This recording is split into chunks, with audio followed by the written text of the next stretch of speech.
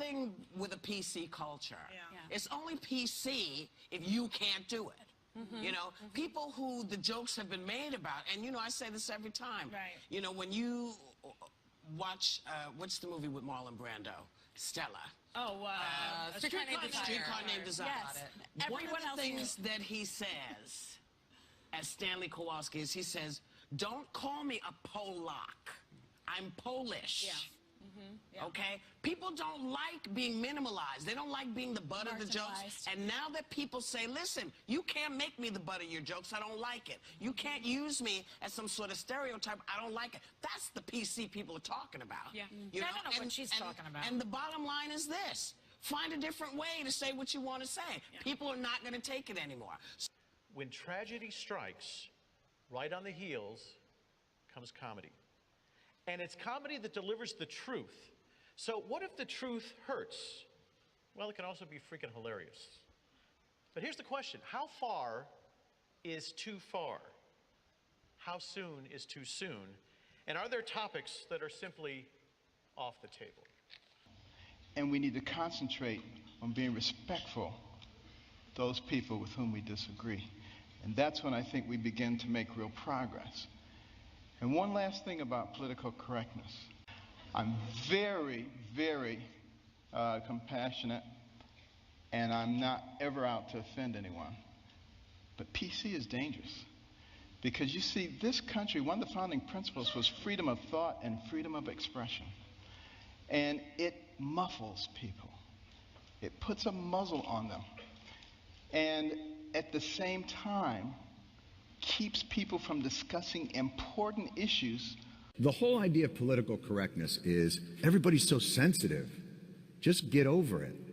You know, why should African Americans be so sensitive about police shootings? Why do they have to be so sensitive about years of systemic racism creating economic disparity? Come on. I'm not a slave owner. You know, in 2016, conservatives won the White House, both houses of Congress, and almost 2/3 of governorships and state legislatures. Whereas liberals, on the other hand, caught Steve Martin calling Carrie Fisher beautiful in a tweet and made him take it down. I'm not making that up. That really happened. Here's Steve's offensive tweet. When I was a young man, Carrie Fisher was the most beautiful creature I'd ever seen. She turned out to be witty and bright as well. How could you, Steve? We thought we knew you, but this? You noted her appearance first, and then that she was witty and bright. You're a monster. Liberals do this all the time. They get offended for people who themselves would not be offended. You know that whole controversy about the name Washington Redskins? They did a survey. 9 out of 10 actual Indians don't give a shit. Everyone's going to be offended by something, so you can't just decide on your material based on not offending anyone. But I do think it's important as a comedian, as a human, to change with the times, to change with new information. I don't think there's anything wrong with changing with the times. I think it's a sign of being old when you are put off by that. I caught myself a few years ago fighting gay. I say gay, like that's so gay. I just say gay, I have gay friends. I don't mean it like gay, I mean it like it's gay, like it's lame. And then I stopped myself and said, what am I fighting? I have become the guy from 50 years ago who said, I say colored, I have colored friends. It's not hard to change with the times. 30 years ago, nobody talked about trigger warnings or microaggressions. What's happened in the last decade, in your mind, that has contributed to those things coming to the fore in the way that they have? A lot of these are outgrowths of movements that originally were completely legitimate. Namely, like when I was a child, even a teenager, it was perfectly acceptable to tell ethnic jokes. You could hear them on the radio. You know, Polish jokes, for example. African Americans were excluded from campuses.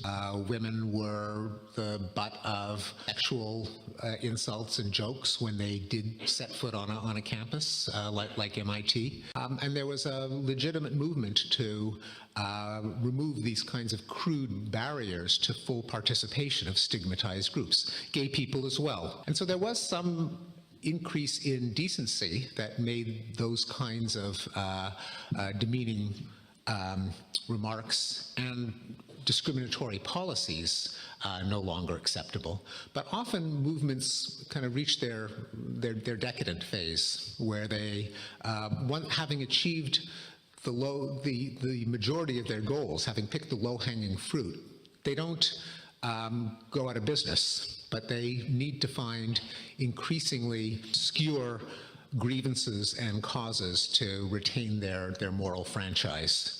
And I suspect that's what happened to what we now call political correctness. Political correctness with young people, for me, it's an overcorrection for a serious problem like bigotry and racism. And yeah, they've swung the other way. And yeah, they're a little irony deaf, but I'll take like an irony deaf, tolerant crowd over a racist crowd that really understands the workings of comedy and irony.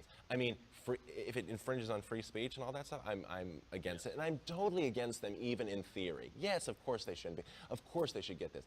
I've had jokes that I thought were taken as the very thing they were satirizing. You know, like were seen as racist when it was meant to be the exact opposite of that.